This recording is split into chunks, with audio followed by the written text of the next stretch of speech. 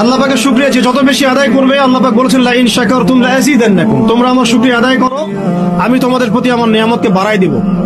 ওয়া লা ইন কাফারতুম ইন্না আযাবি লাশাদীদ, তোমরা যদি আমার অকৃতজ্ঞ হও জেনে রাখো আমার আযাব বড়ই কঠিন।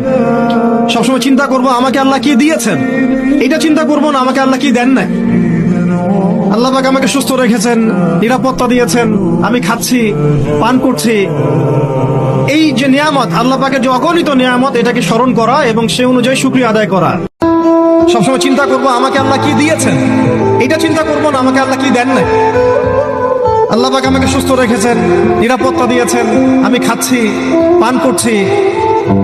এই যে নিয়ামত, আল্লাহ পাকের যে অগণিত নিয়ামত, এটাকে স্মরণ করা এবং সে অনুযায়ী শুকরিয়া আদায় করা। আল্লাহ পাকের শুকরিয়া যে যত বেশি আদায় করবে, আল্লাহ পাক বলেছেন লা ইন শাকারতুম লা আযীদান্নাকুম, তোমরা আমার শুকরিয়া আদায় করো আমি তোমাদের প্রতি আমার নিয়ামতকে বাড়াই দিব। ওয়া লা ইন কাফারতুম ইন্না আযাবি লাশাদীদ, তোমরা যদি আমার অকৃতজ্ঞ হও জেনে রাখো আমার আযাব বড়ই কঠিন।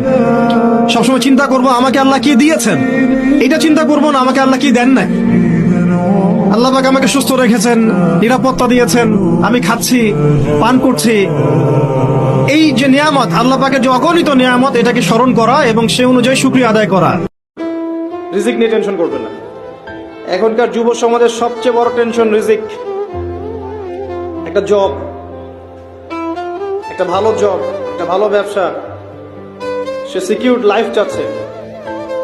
রিজিক নিয়ে চিন্তা করবেন না। আপনার কাছে যে রিজিক আছে এটা আপনার কাছে আসবেই ইনশাআল্লাহ। হয়তো সময় লাগছে কিন্তু আপনার কাছে আসবে ইনশাআল্লাহ।